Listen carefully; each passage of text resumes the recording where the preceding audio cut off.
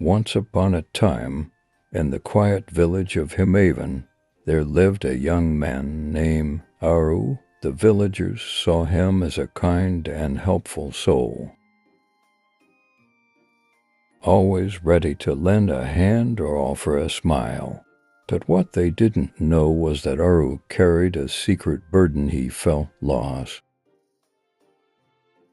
No matter how much he helped others, he couldn't shake the feeling that his life lacked direction. One evening, as the sun dipped behind the mountain that loomed over the village, an old sage arrived.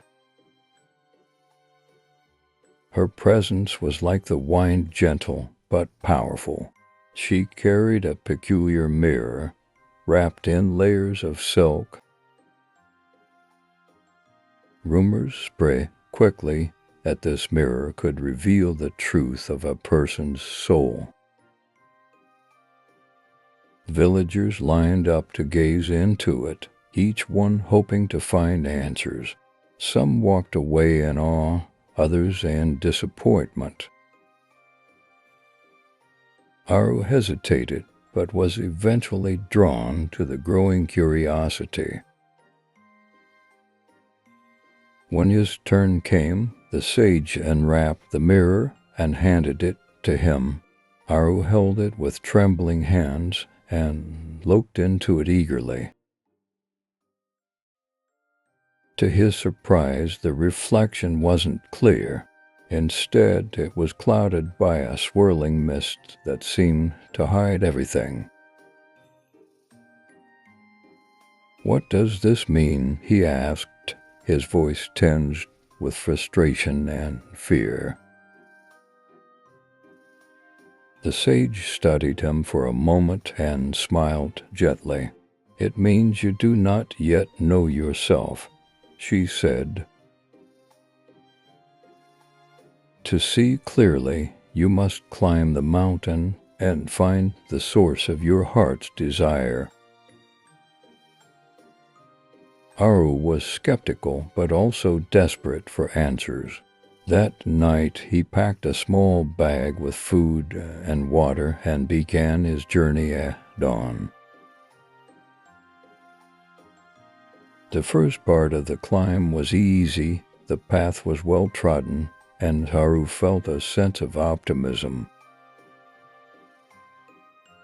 But as the hours passed, the trail became steeper, the air thinner, and the rocks sharper. His hands were cut, his legs ached, and doubts began to creep in. "Why am I doing this?" he muttered. "What if I never find what I am looking for?" On the second day, he encountered a merchant sitting by the side of the path. The man had laid out a small rug covered in glittering trinkets and coins. "What brings you here, traveler?" the merchant asked. "I'm climbing to find myself," Aru replied. "What about you?" "I seek treasures hidden in the caves higher up," the merchant said. "Riches that will make me the wealthiest man in the land." Aru nodded and moved on, but the merchant's words lingered. Was wealth what he needed to feel fulfilled? He dismissed the thought, unsure but determined to keep going.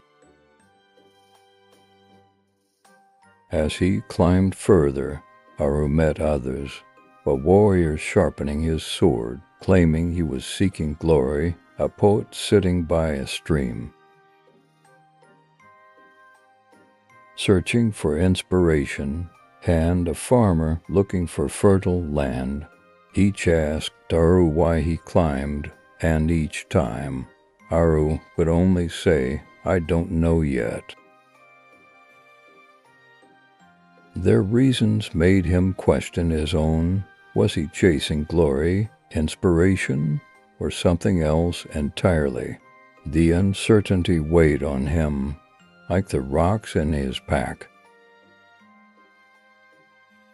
Finally, after days of climbing, Aru reached the summit. Exhausted and breathless, he collapsed on a flat rock and looked out at the world below. The village, his home, seemed so small now, a mere speck in a vast, endless landscape. As the sun rose, painting the sky with shades of gold and crimson, Aru felt a strange calm wash over him.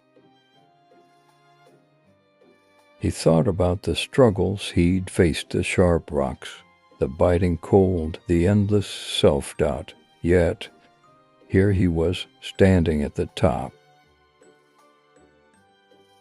It was in that moment that realization dawned.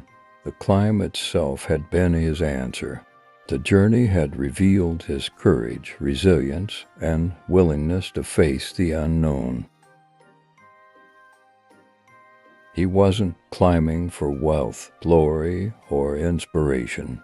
He was climbing to understand his own strength and to learn that the path mattered more than the destination.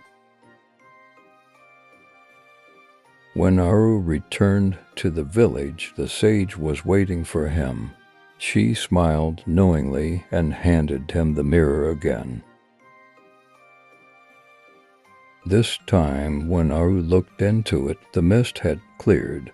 He saw himself not as the unsure boy who had begun the climb, but as a man who had discovered his purpose through the journey. "What do you see?" the sage asked. "I see someone who doesn't have all the answers," Aru replied, "but someone who knows how to find them."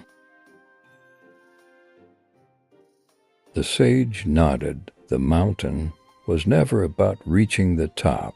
It was about teaching you to trust yourself. From that day forward, Aru became a guide for others seeking their own answers. He didn't give them solutions or tell them what to do. Instead, he shared his story and encouraged them to find their own mountains to climb. The journey is yours to take, he would say. Know yourself, and you'll know the way. And so Aaron's life became a beacon of inspiration, not because he had all the answers, but because he had learned the most important wisdom of all. The path to knowing yourself is the greatest journey you can take.